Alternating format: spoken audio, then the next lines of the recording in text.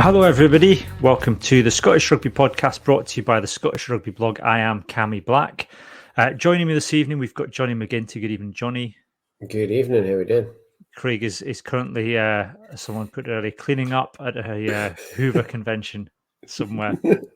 He's going to be really pleased when he listens to this on the flight home and hears you call it a Hoover convention. Yep. That was not an accident, Johnny. So hopefully Craig will be back next week. I won't be here. I'm off next week, but John will be back in the hot seat. So a bit of musical chairs. You can watch us live as we are right now on YouTube, Twitter, and Twitch. You can also listen to the podcast in an audio format on Apple Podcasts, Google Podcasts, Acast, and anywhere else that you can get podcasts. We also have a Patreon, which is patreon.com/Scottish Rugby Podcast. And from £3 a month, you get a bonus weekly episode where we just kind of chat about things that are bothering us, like bringing back Jaffa Fingers. Still no news on that. You probably need to tweet Mr. Kipling again and find out what's happening. He'll be dead pleased. They did say they were going to pass it back to the quality department. So the quality department decided there was no quality in it.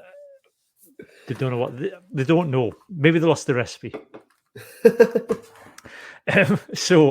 We've got a fair bit of stuff to get through this week. The big news today is that Pierre Schumann has re-signed for Edinburgh.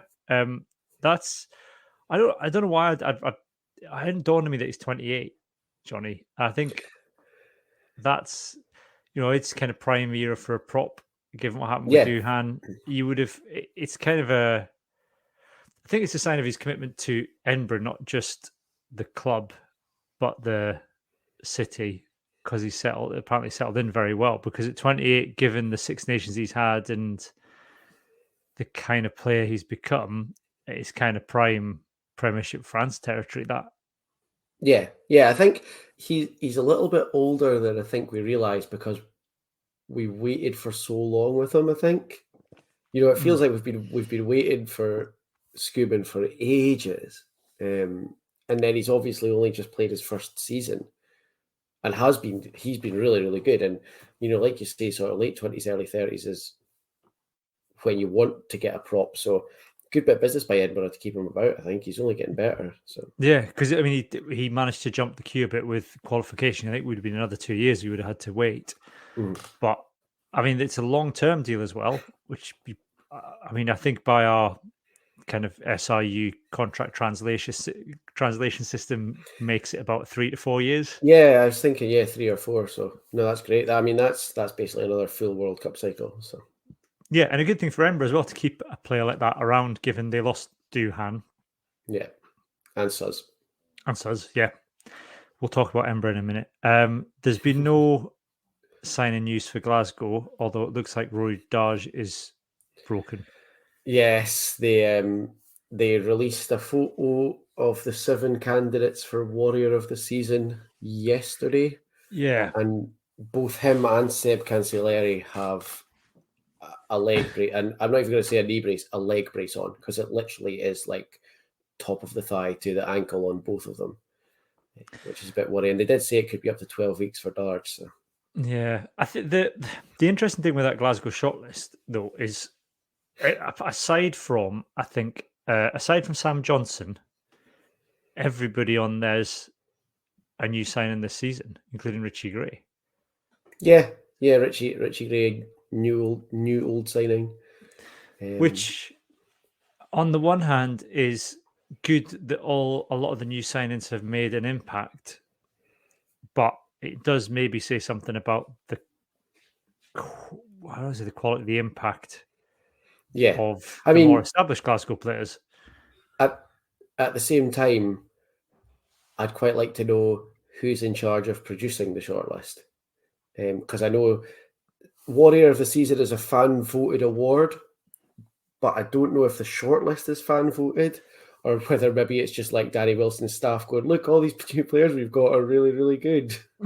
It's a massive PR exercise. Stop asking for new signings. You got this last year, be happy. Yeah, look at all these new players we just got.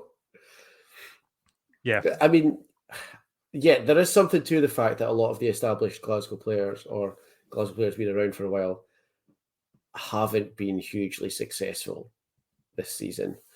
But then, Ali Price has had no time off in almost 18 months. Same as And Zander actually, Fagerson. Ali Price has been fine. Yeah. Don't think Ali Yeah, Price he's has really... just not really been lighting it up as much as he usually is, but no wonder he must be shattered. Yeah. I think out of the established players, I would probably say Ali Price and Ross Thompson are two of the and Sam Johnson as well, were probably the more standout ones that have been consistently okay. Yeah. And have Matt contributed things. Fagerson was doing really well and then obviously got injured. Xander, I would say Xander might be tired, but I mean, he didn't really do much on the Lions tour. He probably held a lot of bags. I know, he probably ate a lot of biltong. So yeah, it's just. I mean, do we want to talk about Glasgow and Europe now? Should we just go straight into it while we're talking about the Glasgow squad? Yeah. Do we want to? No, but we probably should. Should do. I mean, this is the point where I could have just taken 5 minutes off and once again clipped what I said last week or the week before because I'm getting past the point of being able to say Glasgow can't get to the end of a game. Well, John popped in the group chat that we've got. Yeah, this is a horrendous list. This is Glasgow. This is Glasgow's last few away games. So Ulster leading 15-14 at halftime, lost 29-35.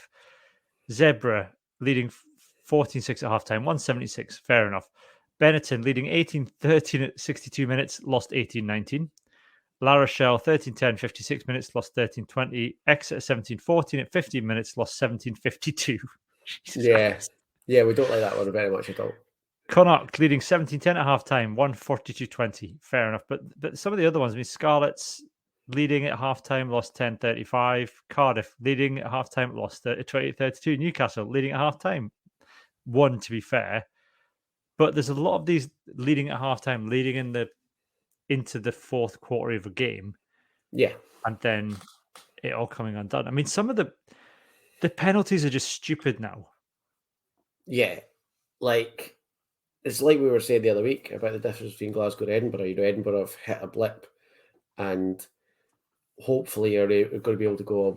We've had two. Well, not hopefully now because the only game they've got left is Glasgow. hopefully for them, we'll be able to go. Look, that's 2 weeks that this has happened, lads. Like we need to stop this right now. Whereas Glasgow are at like about 20 weeks of it just will not stop happening. I think it's too late now to come up with a fix for it. To be honest.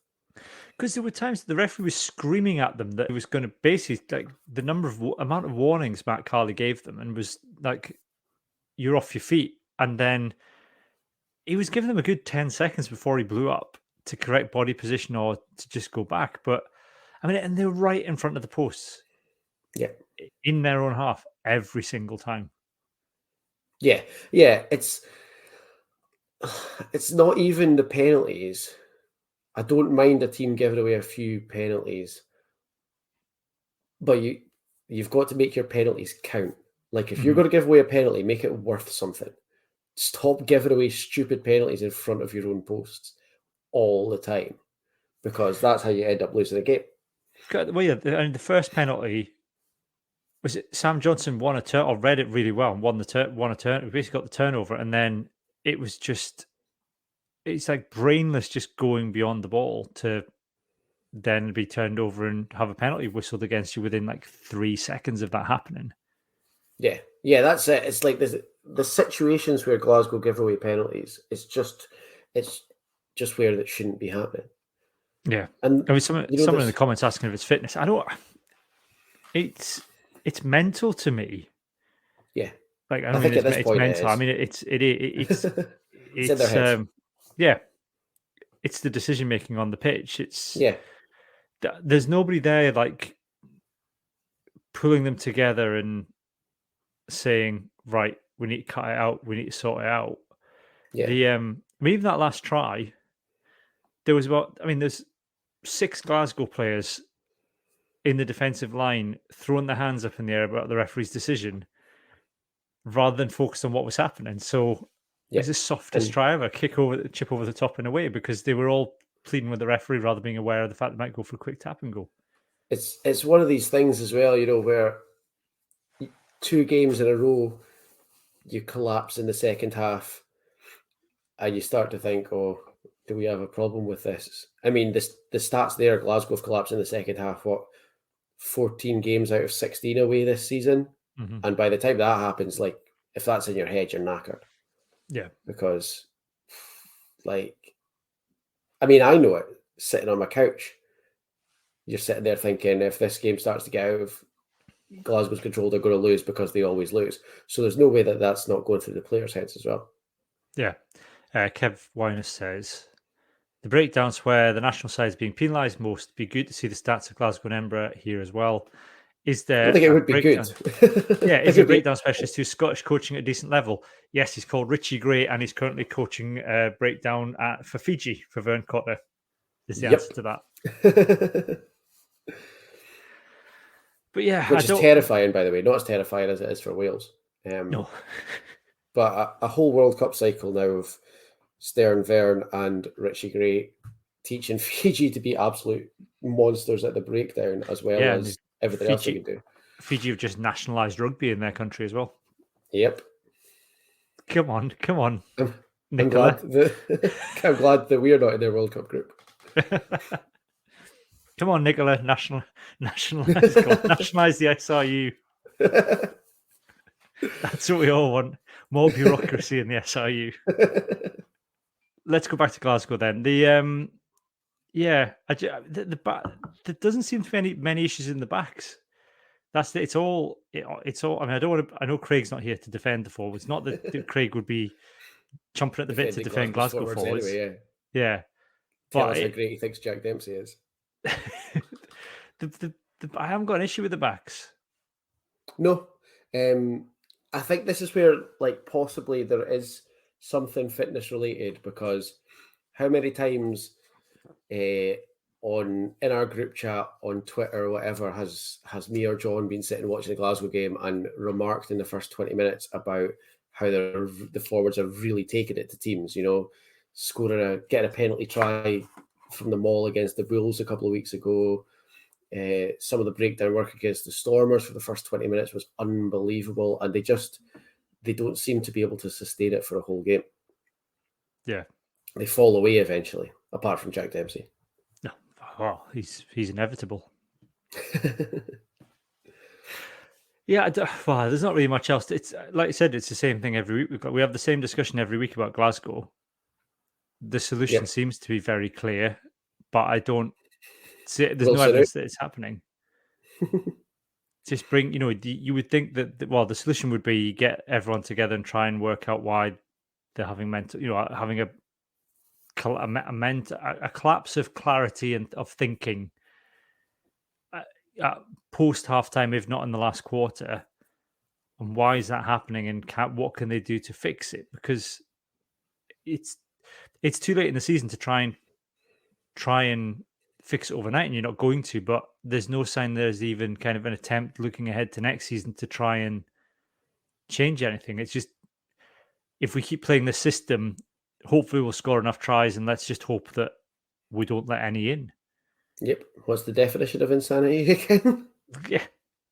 Is it, well, we've won games this season just playing the way we play. We've lost some as well, but we'll just keep doing that and it'll work. Yeah. It's not. No, it's not. No, I mean, we're still going to be in the URC playoffs. Well, we are in the URC playoffs. Glasgow, we need to stop doing this. Glasgow are still in the playoffs. Yeah, but Glasgow have gone from being second in the URC down to now got an away quarter-final. Yeah. Now, I mean, part of that is something that's happened to quite a lot of teams this season, where that there was a block at the run-in where they went down to South Africa and got slippered twice. Yeah. Which happened to everyone, to be fair, except Edinburgh. And so I think Glasgow and Edinburgh's position early in the season was artificially inflated. I don't think that Glasgow and Edinburgh were ever at any point the top 3 or 4 teams of the URC. I don't know about Edinburgh, maybe. The thing is, when Edinburgh were up the top, they hadn't played Leinster, they hadn't played Ulster, they hadn't played Munster, they They hadn't gone hadn't to played. South They was Africa. hadn't played any real teams, They as had, John would well, say. yeah, that's what I'm trying to say. But then, to be fair, Glasgow hadn't played a large amount of real teams either. Like, Yeah, we were slightly further down than Edinburgh. They were slightly further down than Edinburgh because they had played Leinster and they had played Ulster. But they still had a South African trip to come up. They still had Scarlets to come. You know, I think both the Scottish teams at the start of the season maybe had a slightly easier kickoff than a lot of others. yeah. Edinburgh is slightly more than Glasgow as well. Having said that, though, Edinburgh, at least, if not Glasgow, have stuck some good results and some very good European teams and some big teams this year. And they're the only team to win away in South Africa on their tour. Connacht, went away as well. yeah, true. Which I'd completely forgotten about until right then, to be fair. Yeah. So I don't think it's Glasgow and Edinburgh. I think it's a frustrating thing. We talked about this before with Scotland. Is they've both got the potential. They both are able to. I mean, the fact to be doing it as well as Glasgow did against Lyon is a good performance. It's just the failure to see out games that lets them down. It's not that they're not as good as the teams above them. It's that, well, Glasgow's problem in particular is they can't finish games. Yeah. And Glasgow, to be fair, did beat Munster this year. Yeah, true. But then Munster, they're not Munster anymore. They're all Munster right. Could finish second or could finish sixth next weekend. That's exciting. I know. Next, then, should we talk about Edinburgh? I mean, that's somehow the Edinburgh one's more heartbreaking, I think, than Glasgow. Yeah. I think, for a lot of reasons, Edinburgh were at home. Edinburgh, I think, had a better chance than Glasgow ever did. Mm-hmm. And were a lot closer. And also, now I didn't see the full game, I only saw the highlights because I was playing on Saturday afternoon. But there was a lot of suggestion on Twitter that them losing that game wasn't entirely their fault. Yeah. But then it's always your fault. I don't think you can ever blame the officials for. I mean, to a certain extent, and although Wasp scored from the subsequent penalty, it should have been. They should have had a penalty try anyway. Yeah. It's kind of hard to judge, I think, without having seen the entire game. But there certainly were incidents that I saw that were fairly interestingly refereed. Yeah, but I think that to be play the referee, like Craig would say, play the referee, and exactly. you can't get frustrated at refereeing decisions if your team aren't adapting to what he's asking them to do. No, and I also think as well, like I've always said, if you lose by less than a score, it didn't come down to one refereeing decision. That one refereeing decision might have been that one score, but you were close enough that you could have won that game. That's it. I mean, and one try at least is because Edinburgh completely messed up a kickoff. And all of a sudden, Wasps are in probably on the line, and they've got a good field position. If Wasps were able to score tries because Edinburgh gave them field position, not because a referee saw things slightly differently or made a marginal call. Yeah. So but it's a shame for Edinburgh. I don't, they've had a good run. It's like you said, there's less to talk about with Edinburgh, I think, because I think there's still the hope that they're going through a rough patch, but they can turn it around. And actually, to give Wasps the game that they did might suggest some of the things have started to turn around. I mean, we'll see that in a couple of weeks at the 1872. Yeah. But yeah, it's interesting that the players that Edinburgh have let go, though, is the news. It was in the news this week. And Ramiro Moyano's gone. Yeah, what is going on there? Because he's only been there a year, and before him, it was the Fijian winger. Do you remember who'd only been there a year and then randomly left? It's a bit strange. I guess it's maybe just people don't settle though. Maybe, but maybe unless he's been offered something else elsewhere. I mean, he's not done as well. I mean, he's not stood out as well as Buffelli, but he's still done a really good job on the wing. I mean, Yeah. I guess they've re-signed Damien Hoyland, who's kind of hit a real purple patch, but maybe, I don't know, like we said last week, maybe Mike Blair is desperate for that last stamp on his free coffee card. So he's re-signed Damien Hoyland and let Moyano go. That's what it came down to. Ramiro Moyano does not have a loyalty scheme. Yeah, we can only keep one, and they're both doing so well that we need a point of difference. It just happens to be Hoyland's got a coffee cart and Moyano doesn't. Yeah. The other people have gone from Embra then. James Johnson, we knew James Johnson was retiring anyway. Magnus Bradbury's gone down to Bristol. Although we might talk about that at Hands in the Ruck, the Bristol stuff that's come up today, because that's funny. Yes. And Ben Tools is going to Japan, but the other one, is it? Oh God, Nathan Chamberlain going. That's yeah.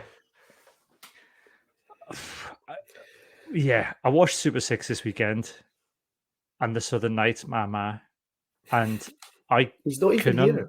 And well, yeah, it's my thing too. It's who me and Craig do together. I'm just, the Southern Knights is bothering me a lot more than I thought it would, and I can see why.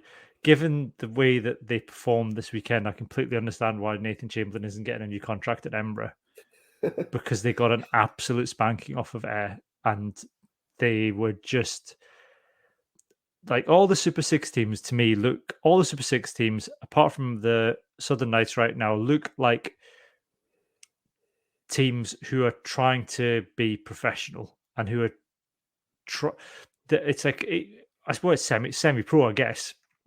There's organisation to defence, there's attack patterns, there's a cohesiveness about their play. All the teams, everybody's beating somebody now, and I think everyone's beating somebody on the road, apart from the Southern Knights, who've lost every single game of the sprint series, and were just utterly abysmal against Ayrshire Bulls. Like it looked like amateurs trying to tackle professionals. They were just like, they don't look like the team from the final, do they?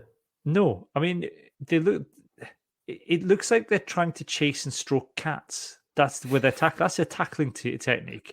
It's just running bolt upright after people, or people running towards you and just running your palms down their shirts. And then it's like, oh, they've gone past me. I better go and run after them and make it look like just there's holes everywhere. The sprint series is tied in with Tartan Touch. Maybe that's it. Maybe they didn't get the memo. Or they got them both at the same time. Okay. All right, lads, it's the sprint series. I think it's touch. Let's just see how it goes. They didn't seem to be playing touch. We'll just keep going for the next 6 games and see how it goes. Like, the points difference is minus 90. Jesus. And the next one out is Boroughmuir Bears a minus 37. Yeah, that's not good, is it? No, it's awful. There's one more round of fixtures. I don't hold much hope, but yeah, it's not great. And yeah, I think there's a suggestion that they've been stripped of a lot of their talent. But I mean, you've got Nathan Chamberlain there, who's played professional rugby. Yeah, and he made some good passes and things, but he's not. I can understand why he's not been offered another contract at Edinburgh. Yeah. He played in some big games for Edinburgh as well. He did, yeah. Which I think, and he did, and he played well, I think, as well. And I think it's one of those things as well. There are those players, I think, that have obviously got all the ability in the world, but aren't able to kick on, for whatever reason. Someone comes along and replaces you, and you don't see, maybe that you don't see, people don't see it as a competition, or it doesn't push players on, and people give up. It's I mean, it'd be hard to. I'd be gutted. I mean, we can say this because Craig's not here, but I'd be gutted. I'd be gutted if I was a starting 10 and all of a sudden Blair Kinghorn was parachuted into my position. Yeah, I mean, yeah. Who's he competing with? Kinghorn and Van der Vaart. Savala and Van der Vaart. Like, outside of Blair Kinghorn, if you're a professional standard 10, you're not exactly terrified of that competition, are you? No. Realistically. So I wonder what's happened to him. It's a strange one. Who knows? He's thinning on top. Maybe that's it. It's like a Samson thing. He doesn't like being on telly. Yeah. I don't think there's nothing else to say about Edinburgh and Glasgow, really, other than we're all going to 1872. Yep. You're sitting in the I think end. Glasgow's levers. Yeah, well, yeah, I'm sitting beside Craig Manson. I think Glasgow's levers are out, but I don't think there's anything very surprising. No, there was nothing big in there, was there? Who's going? Either Grant Stewart or Johnny Matthews is going. Is it? It can be. I mean, Johnny Matthews had a good, decent game at the weekend. I know. Is it Grant Stewart? It's Grant Stewart. Yeah. That's it. Yeah, I knew it was someone I wasn't all that surprised by. And I mean, Fraser Brown, George Turner, and Johnny Matthews. Oh, Tom Lambert. Tom Lambert's away. Yeah, that's right. In order to shoot other playing opportunities overseas. Yeah, that was the one that surprised me. Yeah, he missed all season with an ankle injury. I wonder what. Yeah, pursuing a play. I mean, the thing is, it's not. Scotland don't have the best. Glasgow and Edinburgh don't have the best of luck with props. I mean, Edinburgh probably more so, but Glasgow apart from Xander, I suppose, they've never really landed on a consistent set of props because everyone kind of has their moment, but then kind of fades away. I mean, maybe through injury or otherwise, but there's no. I'm not sure how much consistency Glasgow have had in the front row outside of Hooker and Xander. They all go the way of the Marfo eventually. Yeah. Or do a Jamie Batty, which is, oh, look, he's really good. Oh, no, he's gone down south. Now he's at Edinburgh. Now he's back to Glasgow. Yeah. He played quite well on Saturday. He did, yeah. He's not looking in the best of condition. No. I would argue. And I know he's a prop, but it's still I mean, given the way that Glasgow play, he just looks bigger than he has done in the past. I'm not body shaming it, but he's not built for 80-minute rugby. No. Yeah, I mean, bigger than he has done in the past is helpful for some areas of his game, but it has been quite detrimental to some others. Yeah. The other one that's gone is Hamish Bain. Yes. Second row, but he hasn't managed many. I mean, he's playing in Super Six now anyway, so yeah, it's he hadn't played a huge part, Hamish Bain, but the combination of him, Big Bad Bob, and Kieran McDonald all going is a bit leaves us a bit thin. Well, you got Richie Gray. Richie Gray can't do it on his own. Nope. Lewis Bean is the other one. Who's leaving or who's available? She got Cummings. Who's available? Yeah, and Scott. Available. So you got Lewis Bean, Scott Cummings, Richie Gray, and then there's the academy lads that you've signed. Yeah, it's not great. No, but presumably, I mean, Danny Wilson says there's more signings coming. Yeah. Who knows? No, I like Lewis Bean. Actually, I'm a big fan of Lewis Bean, but also the standard that Lewis Bean's at is that he got released a couple of weeks ago to go and play for the Army. So yeah, JP Dupree's coming in as well. Oh, so he is. Isn't he like 7'10" as well? He's a big lad. Yeah. There's that South African look that everyone keeps telling us, but everyone keeps mentioning who's got some sort of Scottish granny. Yeah, everyone gets excited about now and again. It's usually Edinburgh that get excited about him, though, isn't it? Probably.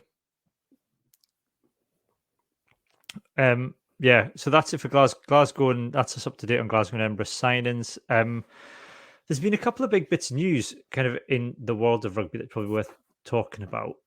Yes. The first Shall we start with the very biggest one that we can get out of the way very quickly, which is that today, friend of the pod, David Quarrell, got announced as team manager for Stirling County next year. Oh, yes. So that's exciting. That is exciting. Well done him. He's promised he's going to get the grass cut at Bridgehaw as well. So, in fact, I think he said he'd cut the grass already. Himself. Got it cut. That Super Six money doesn't go very far. Get you But no, well flying done to more, him. That'll be good. That'll be good. flying You'll more in enjoy an that, I think. extension lead. Yeah, that'd be good, especially if you can get Sterling stash. Yeah, because it is nice. Yeah, I'm one step closer to my Stirling County stash. The other big bits of news then is we know who's going to host the next 3 women's World Cups and 2 men's World Cups. Yep. Yeah. So, Well, we knew the next men's one already, obviously, because they were half a cycle ahead. because it's we knew about, so we know about France, don't Yeah. we? So Yeah. the England one, the England women's one, is technically the same cycle as the France men's one. Yes, but they hadn't It's 2 got years around. later. They hadn't got around to announcing it yet. Yeah. So it's England women's one in 2025. That's quite good. I mean, that's exciting, I think, to have. I mean, obviously it's in New Zealand this time round, but and it's a good time for it to be in New Zealand, given that they've started up a semi-pro women's league. So feels quite timely for them. I think this Six Nations, as we said, has been good in raising the profile of the game in the UK. So if everybody does what they need to do in the next 3 years, it could be a really good exciting tournament. I think, and it's a target, I think, for the SRU to say we've got 3 years to get a really good professional setup in place, Yeah. and to go and have a really good tilt at the World Cup. Realistically, when the World Cup comes here to England, all 4 Lions nations should have a fully professional women's setup to welcome that World Cup. That's like, I'd like to see. Yeah, I mean, I'd like to see. It's just, I know they've gone with it. It's England are the hosts. It would be nice if they did what they've done in previous World Cups and had a game in Cardiff and had a game and have some games in Edinburgh, just to kind of spread the game a little bit. Yeah. Even if it's that if Scotland, and that's the other thing, I suppose, that it's a good target for Scotland women to even qualify for it. Yeah. Because we take it for granted that the men qualify, but they'll have to make it out of their group in New Zealand. Is it top 3 in the group go qualify, I think, isn't it? And then everyone goes into the repecharges. So yeah, and that's going to be hard because it's New Zealand, Australia, and Wales. And Wales, yeah. So yeah, I think that needs to be the target now for the SRU, to say we want to be competitive at the next World Cup, and it's in England, and it's a really good platform to sell the women's game from. But it doesn't feel like things are moving fast enough for that to happen. Nope. Because we still haven't got any announcement about professiontional team in Scotland. We still haven't heard any more about this supposed URC Mirror League. So yeah, things are going to have to start happening quite quick if we're going to get to that. Yeah, because they're already a season down, because you're not going to set anything up in time for next September, for this September coming. So that's already a year missed. So realistically, unless the URC are going to say, unless there's going to be an agreement to hold it as its own separate thing, maybe over the summer. Yeah. That's the only way that they're going to get up and running in time to make any tangible impact. Which would be good, actually. I'd watch it. But I think it would be, if they're going to set up a kind of mirror URC conference, having it after the men's one and over the summer would make a lot of sense, because I think that's what worked for the Six Nations this year, is that everybody got excited. Oh, well, look, I'm not having to kind of sit and watch 3 days of rugby to catch every single game. You can go, okay, well, I've watched the Six Nations now. I'll watch the TikTok Six Nations off the back of that. Yeah. And there's time to do it. It's got its own space to be its own thing. Do you know what I'd love them to do? Did you see the Super Rugby Melbourne Weekender that they just did? It looked fantastic. Nope. Every single team in Super Rugby, they all played in Melbourne over the course of a weekend. So it was like, 8 games? 6 games maybe. I would love the first round of the women's URC to be over the weekend of the men's final in the same city as the men's final. That'd be amazing. That would be really good. Yeah. If there's like 16 women's URC teams, so that's 8 games, and it's in like Dublin because that's where the URC final always is, then you could use the RDS, you can use the Aviva. There's venues. You can race it over the weekend. Yeah, that'd be amazing. Yeah, that'd be good. Yep, there we go. Done your job So for you, URC. you can have that for free. Yep. I say free, you can have it for some tickets. Then we've got the next big thing. I mean, Australia having it is kind of it seems fairly inevitable in 2027 because it's just probably their turn to have it in this. Yeah, because I mean they kind of do. I think they do like established Northern Hemisphere, established Southern Hemisphere, emerging nation as a rotation. Yeah. So I don't think that's been deliberate though, has it? I don't know. I think Japan it's was probably not. Japan was the first emerging nation to get it, really. Yeah. So I think in these last 2 cycles they kind of slotted it in because it did used to just be like northern, southern, northern, southern, northern, southern. I think the big problem that you've got is that it essentially bankrupts you to host it. As far as the RFE, I think it does very well for the countries that host it. It does very well, but I think for the unions, it's not necessarily financially viable. The RFU made a lot of money off the World Cup, and just like they did, how they spent it. I don't think it was hosting the World Cup that bankrupted them. I think it was spending the money badly once they had it. Was it the IRFU, or was it just Irish people in general kind of bellyaching when we voted for France that they couldn't afford to host it? I think they said they couldn't afford to host the future tournament. Then they said it was their last chance to do it. Oh yeah, maybe that's what I'm getting mixed up with. Just about 4 years of salty Irish people in my mentions going, "Oh, you didn't vote for us in the World Cups. Why should we?" Yeah, who doesn't love it? Who doesn't love a trip to France? Yeah, exactly. And like, realistically, where are you going to hold an entire World Cup in Ireland? Yeah, exactly. Like, Ireland genuinely, as far as dedicated rugby venues go, on the entire island has 3.5. So what are you going to do for a World Cup? Yeah. I mean, the Springboks have got a bit of experience with it now with the URC, but can you imagine the All Blacks rocking up to the sports ground? World Cup quarter final. And I'm going to go and sit on the sofa when you get a yellow card. You have to move the time of the World Cup quarter final because there's dog racing on. Like, be serious. I mean, the most Irish thing ever. I can't remember how it works, but there's you can't be having it on that day, boys. We've got a private function booked. There's some sort of thing. I don't know if it's maybe over now, but it certainly was on the go until very recently, where the sports ground was owned by the Greyhound Racing Board or something, so they couldn't do anything. Yeah, I think it was. Yeah. No, you can't be playing rugby here on Saturday the 13th. We've got a live race and a kiddie's birthday party in the function room. You'll have to play it on a Sunday. And they were angry that we didn't vote for that.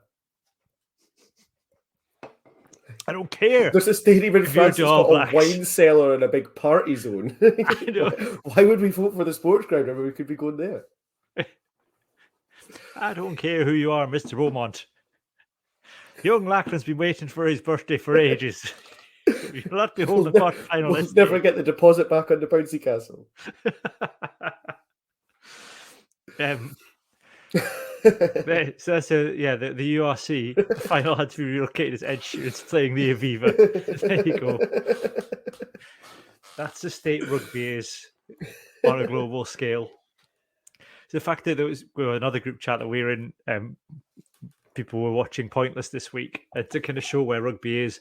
The two lads claimed to be big fans of rugby and thought that George North played for England. Yep. What did they say? Was it them that said Mario Itoje? Mario Itoje. No, I think somebody said he stood. Itoje? I think someone says again. One of our other friends had said that they were stood beside someone at Twickenham who kept shouting, "Come on, Mario!" Mario Itoje for the entire game. which I like to think it was just Luigi. Come on, Mario. Waiting for him to come back from the bar. So yeah, Australia 2027, and they then get the women's for 2029, which means they must be doing it then as a double deal. They seem to be, yeah, from like this 2027 onwards. Certainly for the next two. Yeah, because it's USA after that for both. Australia's really weird though, because I kind of like, I think there's the expat thing in Australia, but it's still like rugby union's still like the fourth most popular sport in Australia. Might be the Yeah. fifth. Yeah. It's like cricket, Aussie rules, league, Yep. probably football. Yeah. I think football's like getting up there in Australia. There's also yeah. I mean, they're playing a Bledisloe Cup on like a Wednesday or Thursday night because they don't want to clash with. I think it's the AFL Grand Final, to be fair. And there's still there's like league that's just yeah. But that's, I mean, the Bledisloe is the biggest game that you get if you're Australia. Yeah, and they're like no interest in trying to take part in the same day because you can't clash with the Aussie rules. Yeah, although they do play, and also they've got I don't know what they call it. My brothers told me they have that thing where they have women in bikinis playing American football as well. Apparently, that's quite popular in Australia. Shocker. Yeah, not that I want to like denigrate all of Australia, but I'm not entirely entirely unsurprised by that. So what? I probably put rugby union like 8th. See if we get a wee 2-piece for Taniela Tupou. That would bump those weird figures up. What's it? I mean, the last time I was how was it? The last, well, yeah, it's the last Bledisloe Cup game. The stadium was half empty, and I know they had COVID and stuff, but it wasn't half empty because of COVID. It was just half empty because no bugger turned up to it. Yeah, because nobody went. So yeah, I always forget that like there's still COVID rules other places, because you see the South African stadiums where there's only a handful of people, and it's because they're still in severe limits. Yeah, almost as so though let's send the disease URC is still final there. Yeah, it's almost as though the disease is still running rife and rampant throughout the community. The big one though is the USA. Yeah, they've finally given it to the USA for 2031 and 33, which I don't know. Part of me thinks they did it because they're expecting a nuclear winter between now and then, and they thought, well, they'll not actually have to host it, so let's give it to them. But the strange thing with this is, and it brings us on to probably the other thing that's worth talking about, is this. We get it every year. It's the annual kind of World Rugby chat about how can we revolutionize the calendar and make things more exciting chat. Yep. And the latest proposal is, or seems to the leaked proposal, is that there's going to be a biennial North v South competition, which will launch in 2026. And essentially, everybody will play. They still keep the Six Nations. You still keep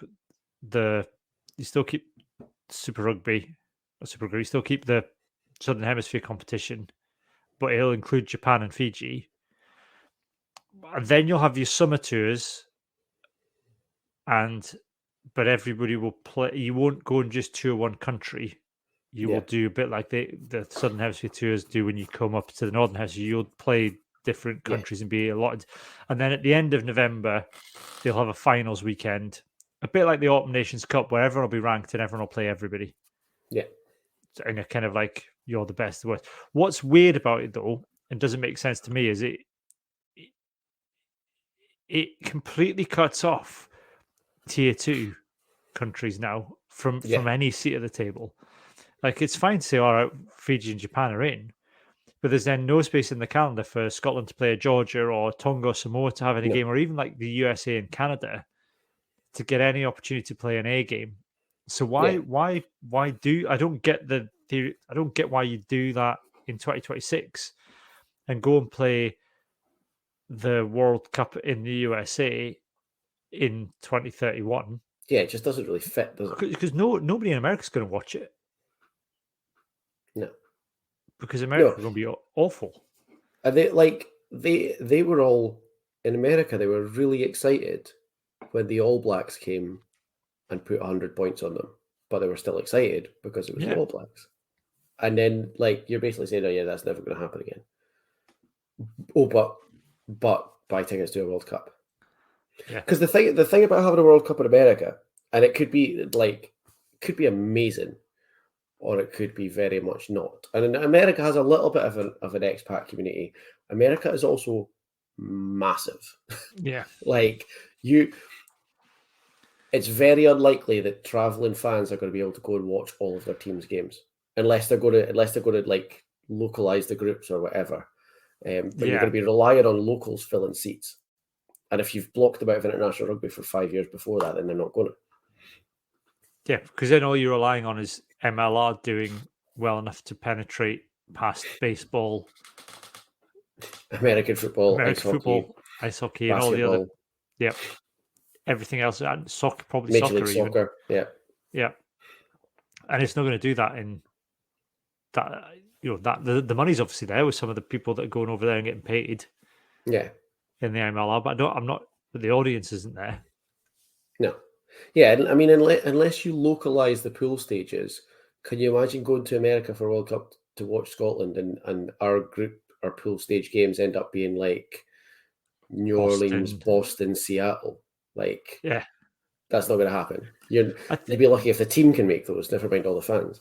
It's probably a lot like us doing it in Australia, though. They're probably heavily relying on expats and people who think they're expats, but are actually kind of fifth generation Irish. Yeah, on the grandfather's side. Yeah, I can imagine if they do it that way. Yeah, like Scotland and Ireland's group games are all in Boston and New York.